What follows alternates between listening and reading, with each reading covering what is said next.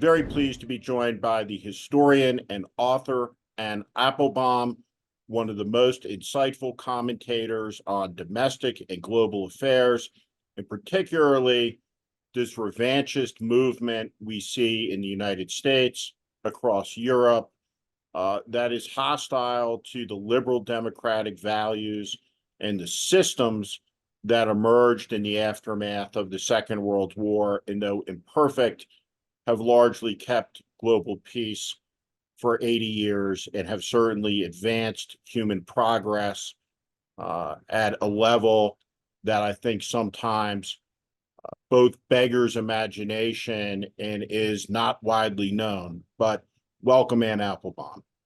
Thanks. Glad to be here. There is a person that you remind me of historically, who I've never met, but who I've read a great deal of, and that's Dorothy Thompson. And she had the distinction of being the first journalist, an American, kicked out of Hitler's Germany, out of the Reich. I think wrote the greatest column explaining fascism and the affinity of people towards it in a New Yorker column. It speculated, guess who the Nazi is, as a dinner and parlor game. She talked about the collapse of democracies as an eyewitness before Senate testimony in 1937. She was an FDR New Dealer, but was absolutely opposed to his court packing scheme and deeply worried about it. When she talked about the collapse of democracy, her main point was that people just are not willing to fight for a concept and an idea that they think has failed them with regard to their life, their economic prosperity, but they are willing to fight for that economic prosperity at the expense of their democracy. And so as we stand at this moment in the United States, where Biden, if the election were tomorrow, by all accounts and all the polls, would lose the election to Trump, I don't think we're fated to that. We have Elise Stefanik on national television talking about the January 6th perpetrators 3 years later, or hostages, so on and so forth. How do you see all of this in its totality? In the highest lens. So let me unpick a little bit what you just said. One is the question of, are people willing to fight for an idea as opposed to fighting for their own economic interests? I know that it's quite fashionable to say that democracy is too complicated a concept. People don't understand these questions of rule of law and justice, and it all takes place on a higher level, and everybody just wants to know where their next meal is coming from. I actually disagree with that, and I think there is quite a lot of proof of that over time, both in our country but also in other countries, and we can come back to that as well. I do think that we live in a moment when the ideas have become muddied, and we lack people who clearly explain them, or people who are able to organize movements around them. And I think that's a part of the problem that we're seeing now. I would say that. The third thing I would say is that we, the way you started your statement, you talked about this 80 years of relative peace and prosperity, rules of international order that at least kept the peace in some parts of the world. It meant that we didn't have another big war in Europe. It meant that conflicts were contained, even if they weren't always prevented. We took a lot of that for granted. We were all, you and me and people our age and 10 years older and 10 years younger, we're very, very lucky to live at a particular moment in history when it was just assumed that peace was the norm and democracy was the ultimate aspiration. And we're now returning to something that's more normal, historically speaking, or more, closer to what Dorothy Thompson was describing in the, in the 1930s, 1940s. We're returning to a time when democracy is a thing that has to be fought for against different kinds of forces that want to undo it. And preparing again to do that, and beginning to think about how to do that and how to mobilize people again in a way that we haven't had to mobilize them in a long time is the challenge of the current moment. I like to a good metaphor for a way to think about how where we are right now is actually the metaphor of running water. We all live in a society now where we just assume that water comes out of the tap, right? We don't think about where the water comes from. We don't worry about the pipes. We don't know really how the technology works. We don't care about it. We just turn the tap on and we get water. We are now returning to an era before that when we had to think about water. You might have to go to the well to get the water, or think about buckets, or prepare during the day to assume you have enough water. In other words, something that was automatic to us and didn't require that much thought, which was the existence of democracy and the rule of law. We're now going to have to begin to fight for, to think about, to go back to basics, to understand it better, to talk about it more. If we want it to continue, if we want to have that sense of automaticity, that this is automatically where we live, then, in the society that we live in, we may have to do more about it. All of us got used to this idea that democracy was something that was done by specialists, political consultants or politicians or people who live in Washington. And the rest of us, all we had to do was show up every 4 years and vote, or maybe not vote because it wasn't that important. And then the system would keep going. Actually, it turns out that it might be a system that we have to be involved in. We have to think about, we have to care about it. It has to be part of our lives. We have to worry about it in ways that we didn't before. And so I think that's the change that we're living through. It's not so much that people won't fight for it or don't care about it, or prefer their own economic interests. It's that we have to think harder about how to mobilize around it, how to push it, and how to make sure that it remains real. It's not like a battle that will be won and then it's over and we can all go back to making money or painting paintings or doing whatever we were doing before. It's a struggle, and it's going to go on probably for the rest of our lives. If we want to maintain a political system where freedom and the rule of law and a certain tolerance for political and other kinds of minorities is the norm, then many more of us will have to be engaged than we ever were. It's shocking to watch Trump, or at least Stefanik, or there's 50 other examples I could give you, where somebody looks into a television camera and says the red chair is blue, right? That the convicted felons are now hostages, and you're sitting there saying, what? Are people conceivably going to believe this? Is it possible that they could believe this? And you kind of step back in the historical perspective and you say, we live in a country where the casualty estimates of the Civil War were revised upwards about 10 years ago after a really deep analysis. And so you had a nation of 34 million people, where there were somewhere between 750,000 to 850,000 casualties. In 1885, the political heir of Abraham Lincoln, Ulysses Grant, dies, and he's the most famous American in the world, and he's revered. You get to the beginning of the 20th century, Grant is routinely mentioned in the same breath as Washington and Jefferson and Lincoln, and by 1930, he's gone. And by 1930, in fact, a military genius was a butcher. A military genius was a drunk. a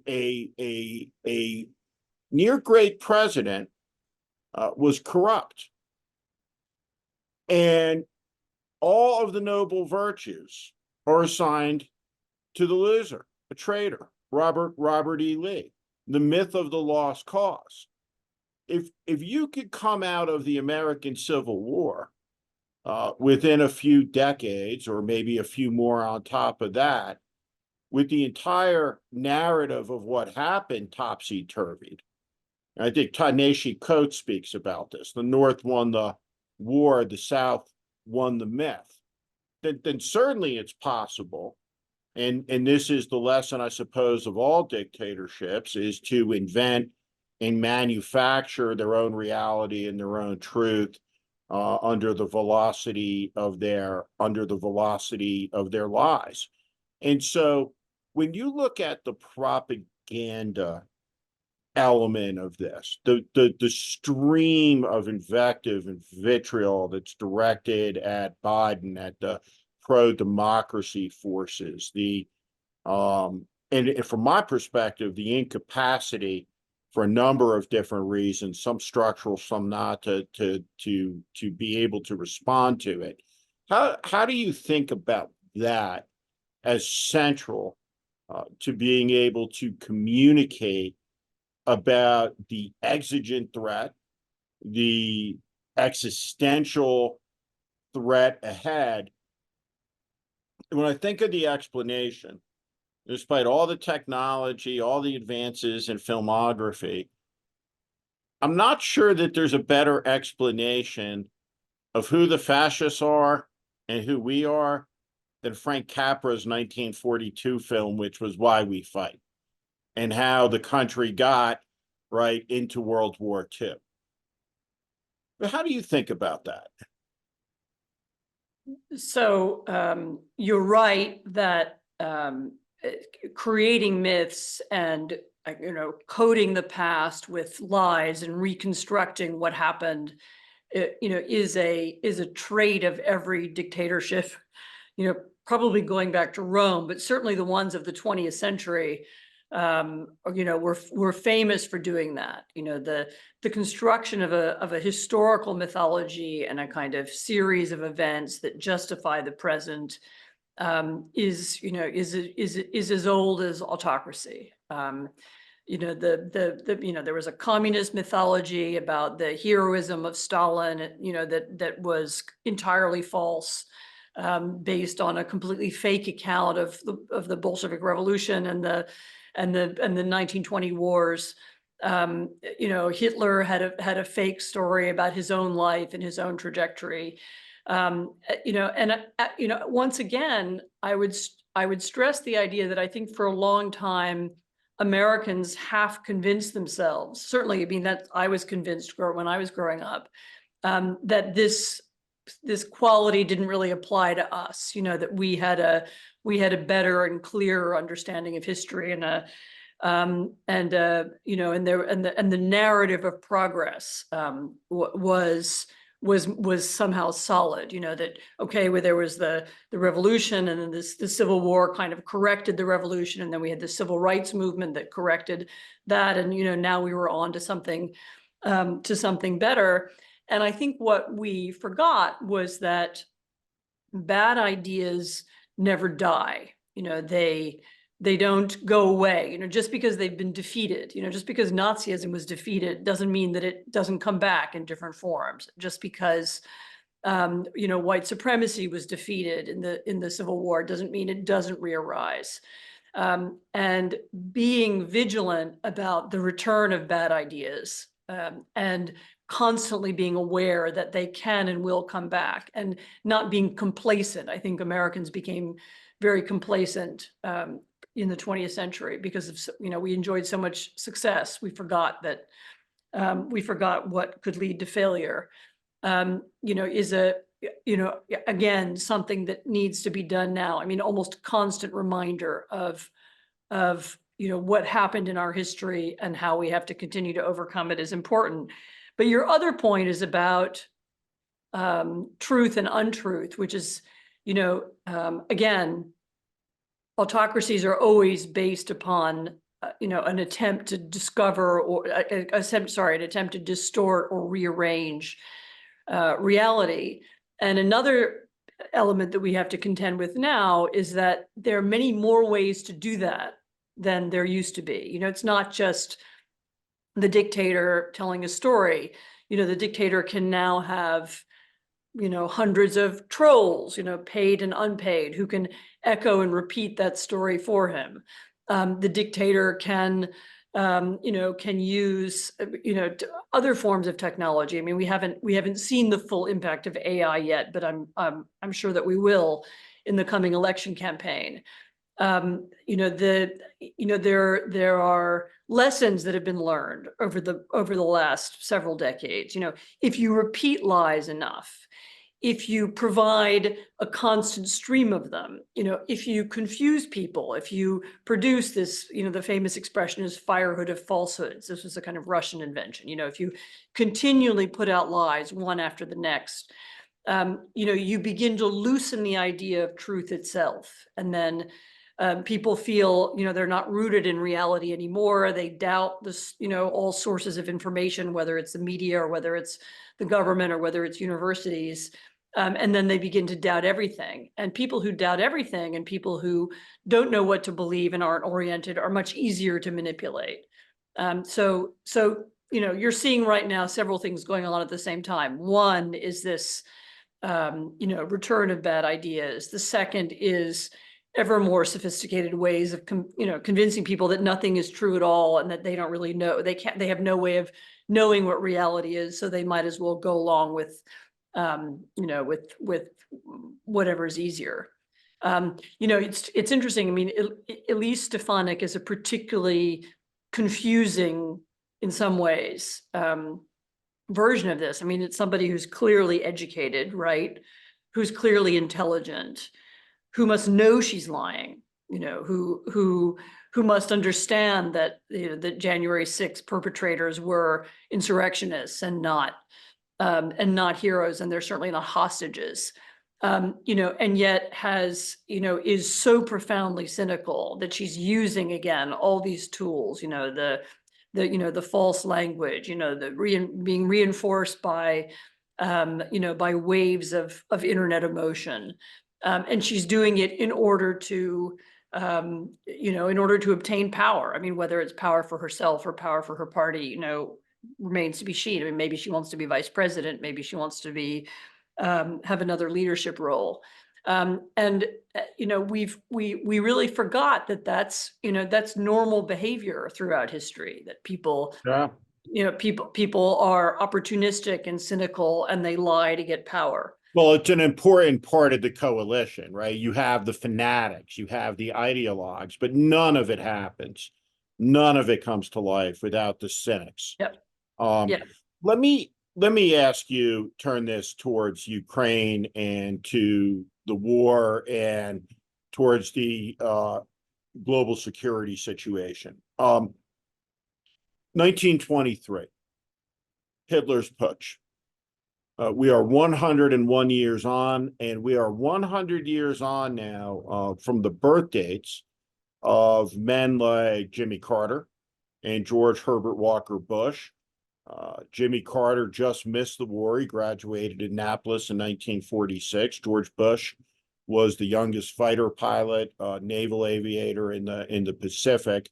But when we think back towards what's called the greatest generation, a lot of the young men who landed on the beaches and who are buried under the crosses were born in a 24 after the 100 years ago was their birth dates.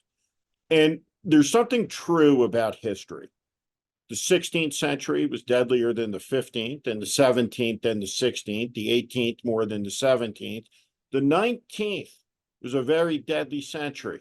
It was a preface to industrial war, and things went completely off the hook, as you know, in the 20th century, where by the time you reach the midpoint with mankind's possession of weapons that can extinct civilization, 100 million dead in the second global war of the first half of the century. history has been broken or postponed. But there's a lot of time left in the 21st century to exceed the butcher's bill of the 20th century. And so my first question, and I'm going to ask a bunch of them put together, who is winning the war in Ukraine and Russia? And two, it seems to me that Donald Trump's security vision is very clear. He views the world in a 19th century sense. He's a mercantilist in some regard, amoral, but he doesn't understand why the United States would extend a security guarantee to Taiwan. He looks at that as China's backyard and doesn't care. He looks at Ukraine as Russia's backyard, and whoever the strongest power in Europe may be, let them fight it out if that's what they want to do. And I think that Trump looks at the Western Hemisphere as my territory. I don't think you ever have to look forward to Trump trying to send an American army, let's say, to the Middle East. I think that's anathematic to him. But I think there's a real lack of imagination about an American army rolling south into Mexico or into Venezuela or into other places in the hemisphere. Trump ideologically doesn't necessarily want a foreign war on the other side of the world, but all dictators want a war. And Donald Trump's personality would suggest that he too would not be indisposed towards sending that. So when you look at the world and you look at an American president that would, I think, within a week, functionally abrogate Article 5 of NATO, that pretty quickly would realign the world in the sense that the United States is not coming to help you. The United States is going home. Talk about that in the context, agreement, disagreement, but also in the context of this war in Ukraine. United States weapons supplies to Ukraine are tenuous at best. There is an unbelievable hostility towards the Ukrainian nation from this MAGA right that is fully in league with the ambitions of Vladimir Putin or useful idiots for him, however you see the world. Talk to a warning community, if you would, about this moment and the next moments as this security situation continues to unravel in a way that I find very, very worrisome.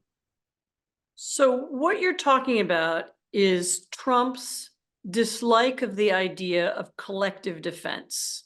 So Trump is not interested in America having allies and in working with other countries to preserve regions of stability. I don't want to cut you off there, but I want to take, for an academic purpose, right? I want to take the Trump position on this. Is the German army, is it prepared to fight? It is not. The Canadians have the capacity maybe to send a battalion to Haiti, but maybe not. When you look across the Western European nations, what countries have a military that's ready to fight today? Well, I'm speaking to you here from Poland. That's one of them. And the Poles would fight and think about it frequently. I believe the British and French can fight, and they periodically do. I believe that if there were a war that that challenged Europe, I believe you would find Dutch soldiers, you would find Scandinavian soldiers, you might even find Italian and Spanish soldiers that will fight, and you would even find some Germans who would fight. Much would depend on how the contest was organized and how people understood it. But you might also have, without the United States as an organizing power, and that's, by the way, the United States' most important function in Ukraine. It's not just that the U.S. gives money. Actually, if you look at the numbers and you count EU donations, which of course come from the member states, the U.S. and the European Union give about the same amount of money to Ukraine. But the U.S. has a fundamentally important organizing leadership function, and of course has a military that it's not just the scale of the military, it's also the command and control systems, the experience of leadership that the rest of Europe as a whole doesn't have. So I think you would find people who would fight. You just wouldn't find the leadership and the galvanizing force that the U.S. can provide. I don't think it's the case that Europeans are, I don't know, incapable of warfare anymore. I think that's it hasn't happened here in a long time, but you now have a sense of, at least among some Europeans, you have a sense of existential conflict that you didn't have before. You certainly had that at the beginning of this war. And it's not universal and it's not everywhere, but it's quite powerful. So I don't think we're, what the U.S. does is just returning to the beginning of our conversation, is the U.S. in a way brings the organizing ideas and principles. People would fight for freedom, and they would do so under American leadership, because they do believe in that idea, and they believe and certainly Europeans believe in the idea that larger countries shouldn't be able to occupy and destroy smaller ones. People understand that the Russian occupation of Eastern Ukraine is a totalitarian occupation. When the Russians come into a region, they arrest all the local people, they create concentration camps, they kidnap and deport children, they commit human rights abuses on a scale that nobody has seen in Europe and since the generation of Jimmy Carter and George Bush Sr., maybe before that. So people understand that, but it's the American leadership and military leadership and thought leadership, kind of ideas leadership that the U.S. can bring, and those things are, of course, Trump can't bring those because Trump doesn't understand those ideas and he doesn't really believe in himself. He doesn't himself care about human rights abuse or kidnapped children.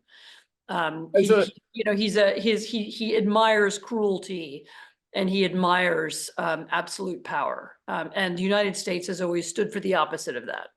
Absolutely. And that is the key point. He admires Vladimir Putin, and he very much wishes to emulate his role. Yeah, and I think it's important that people also understand it's not just Putin. He admires Xi. Absolutely. He admires the North Koreans. And he's said so. He's told us so repeatedly. He says it over and over again. And the idea that you sometimes hear on the MAGA right that, well, we're fighting the wrong war. We should be fighting China. That's our real rival, not Russia. That's not how Trump thinks. Trump admires dictatorships and he admires autocracy. And he would admire it in different forms. He would feel the same way about Taiwan that he feels about Ukraine. I say this as somebody who grew up in New Jersey and share a culture with Trump. I'm going to explain this perfectly. He has a Cosa Nostra philosophy. It's territorial. He's got his family. They got theirs. And there may be issues between us where our boundaries abut, but generally speaking, so long as you respect the boundary, there'll be peace. And that is the Trump philosophy. It is not built around a maintenance of an international system sustained by American hard and soft power and the rule of law and international treaty that is the culmination of really hundreds of years of advancement in human progress. It's an extraordinary thing to behold in 2023. But I wanted to ask in Ukraine, the Russian army has sustained, in some media accounts, 500,000 casualties. Its officer corps has been decimated. What is the Russian capacity to keep fighting? What is the Ukrainian capacity to keep fighting? And what does a ceasefire line look like in Ukraine that stops the war or holds it in place for some period of time? Or do you subscribe to the notion that Zelensky holds, that he will liberate every inch of Ukrainian territory held by Russians, which is an American and a position I deeply appreciate, but I wonder if it is achievable and whether the entire weight of America's national security and foreign policy position should be behind something that is not achievable.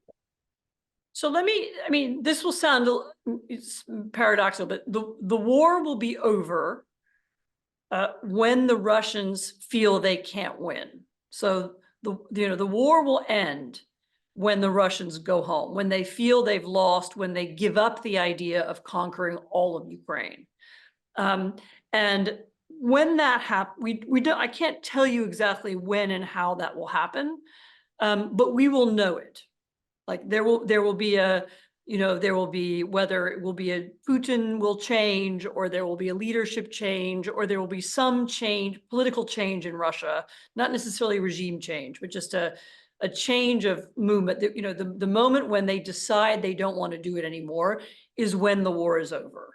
And I think at that moment, then we can negotiate where the borders will be. Are we getting there? So the only way we can get there is for Russia to run out of steam, out of energy, out of people, out of ammunition. We could get there. And I've just been to Ukraine, actually. I went right before New Year's, in December. And, if we can continue to help Ukraine, if we can help Ukraine build up its defense industry, if we can help Ukraine create a professional, long-term, long-standing army, which is what they're trying to do now. If we convince the Russians that we aren't going to leave, that we will be there, and not just convince them, tactically or in a narrative way, but convince them because it's true. Then it is a matter of time before the Russians begin to ask, what are we doing this for? There is, it's not Russia. It's, we are not winning. We are not winning hearts and minds. We are not conquering territory that it will then be easy to hold. And so the victory depends a lot on whether, we can win both. It's both a military battle and a psychological battle. We convince the Russians that we aren't leaving, we are staying. We do stay. We help Ukraine create a permanent, kind of a permanent war economy, if you will. I mean, the Ukrainians sometimes talk about Israel in the sense of, being, or South Korea, being a state that is permanently ready to defend itself. If we help Ukraine become that, then I think, that will help end the war. I mean, the Ukrainians had hoped for some kind of victory, perhaps involving Crimea, that would be the blow that would convince the Russians to leave. Maybe they'll achieve that and maybe they won't. There was more hope for that a few months ago than there is now. But it's still about holding on and holding out and convincing the Russians to go home. And, literally the war is over when the Russians leave.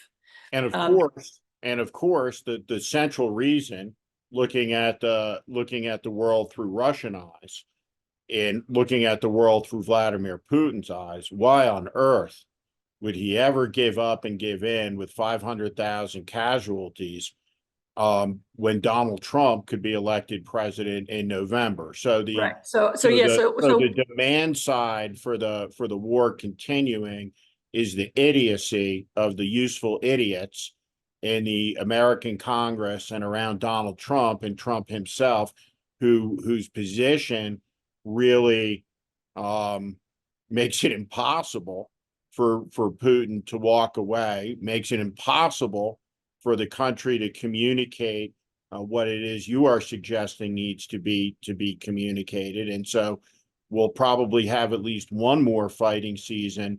And if Trump goes down in the election, probably the lines as the winter starts next year, 24, 25, will be the lines around which, permanent demarcations and ceasefires are negotiated. Yeah, so it's not the final border isn't what's important. What's important is that it becomes clear that the Russians are leaving and want to end the war. Is And it the reason important? you can't have a Is it negotiation right important? now is the reason you can't have a negotiation now is not because, Zelensky is a maximalist and he's, unrealistic and so on.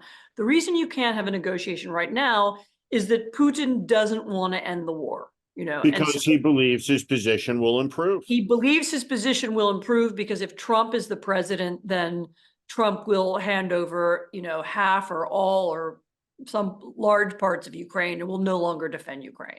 In So the so effort- literally Trump is playing a huge role in this war just by being the person who Putin is counting on to give him the advantage and let him win. Let me ask this question as a historian. Is there any American from 1900 forward that has ever played a role as pronounced as the one Trump is playing, the way you just articulated it? So you had Lindbergh in the 30s. He was decorated by Ribbentrop. He wasn't the head of state. Americans forget, though, that the draft was preserved in 1940 by one vote, which would have made it impossible had we lost the draft in 1940 to have invaded France before probably 1946, which might have made the task impossible. But is there any American who has played a comparable role in support of a foreign dictator's aggression in the way that Trump is right now? I mean, he is the hope of the Russian aggression. Yeah. I mean, you could put the best comparison to me of the MAGA right is actually to the far left in the sort of pre-war and post-war era. I mean, there were American communists who supported Soviet communism, in all kinds of ways. The difference, of course, is that none of them ever had any power or any significant power. Right. And so, they were in favor of an autocratic dictatorship that wanted to defeat the United States, but they weren't in any position to bring that about. What's different and unusual and new about Trump is that he's somebody who favors the aims and beliefs of a foreign dictatorship that wants to defeat, American allies. And he's in a position to influence that and affect it. So in that sense, he's worse than they are. Do you think that Ukraine will become a nuclear power? I don't know. It's certainly an interesting historical puzzle. Had Ukraine been allowed to keep its nuclear weapons after the fall of the Soviet Union, would we be having this war now? My guess is that we would not. And of course, everyone around the world is also, this is another reason why everybody's watching the outcome of this conflict. If Ukraine is to lose because it gave up its nuclear weapons, then what is the incentive for anybody to give up nuclear weapons ever again or to not acquire them? Why wouldn't South Korea want nuclear weapons? Why wouldn't Japan want nuclear weapons? Why wouldn't Taiwan want nuclear weapons? I mean, I'm not saying these are countries that all have the ability to obtain them, but this is another issue that's at stake in this war. If we gave Ukraine in the 1990s, we and the British and the Russians actually gave Ukraine this guarantee of independence and of its borders in exchange for Ukraine giving up its nuclear weapons. I don't know how many Americans know that, but we did. Were Ukraine to lose its sovereignty and to lose its independence after that, then the incentive for everybody else to get nuclear weapons is suddenly much higher. I mean, that may have happened already. I want to close out with you. I know you are in Poland and it is late in the evening and you've had a long day there, but I do want to talk about the deteriorating situation in the Middle East. What does it look like to you?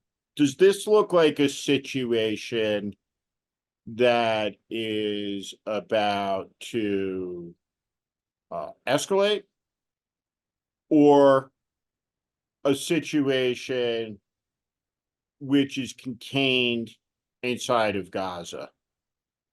6 months from now, I suspect this will be or have become a wider war before we go too much further in this year. I hope I'm wrong about that, but I'm very curious to what you see. So, And let me just say, I'll lay my cards on the table. I was involved in the Israeli elections that deposed Netanyahu in the coalition after 2020. I think he is an amoral leader of a moral nation that must, when it fights wars, fight wars morally. And there's no question when you look at the situation that Netanyahu's premiership is entirely dependent on the continuation of the war. Right. So if the war ends, let's say hypothetically, if you could wave a magic wand, next Thursday, Hamas is destroyed, it's all over, hostages are returned on Friday, Netanyahu is out of power on Saturday. So I look at that situation and I think it is deeply, deeply worrying in terms of the possibilities for escalation. Are the Turks blustering, or is Erdogan a person with conviction when he speaks? Well, what do you see?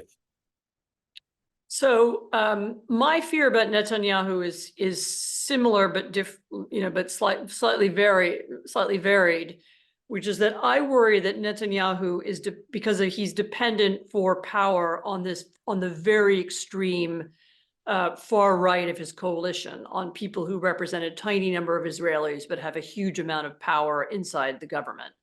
And I am worried that those people want an extreme solution in Gaza.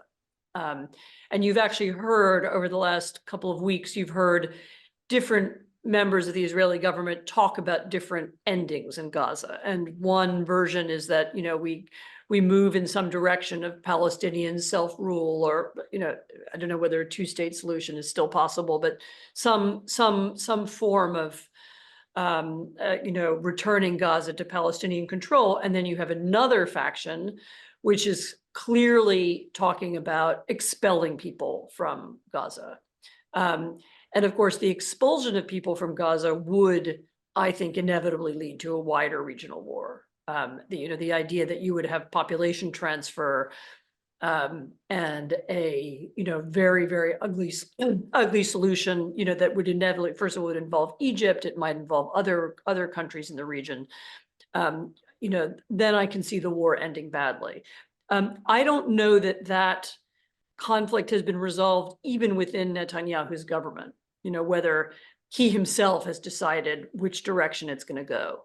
But I think the choices that are made about what to do next in Gaza in the next days and weeks will decide whether the war, whether it spreads or not. I agree with you. I think It is, of course, not a coincidence that Netanyahu is the leader now at this time of crisis, because it's his leadership that has helped provoke it and create it. At the same time, it's of course also a huge tragedy that he's the leader at this time of crisis, because he is completely, morally unqualified to be doing what he's doing, and he is not capable of leading he's not capable of bringing about an end to this conflict that is any way fair. I mean, even if you think it's, maybe that's impossible anyway, but his leadership, he's someone who has divided Israelis. He's allowed the most outrageous and the most extreme voices in Israel to have an enormous amount of power. And really the only hope in Israel is that, other parts of what used to be Likud and other parts of society eventually are able to take control and change the direction of the war and of the situation. What a treat it is to be able to spend some time with you. It's for everybody who tunes in. It's like being able to attend a private graduate school seminar with one of the smartest, learned, and most thoughtful observers of what's happening in the world there is. Anne Applebaum, thank you very much. Thanks. Pleasure to talk to you.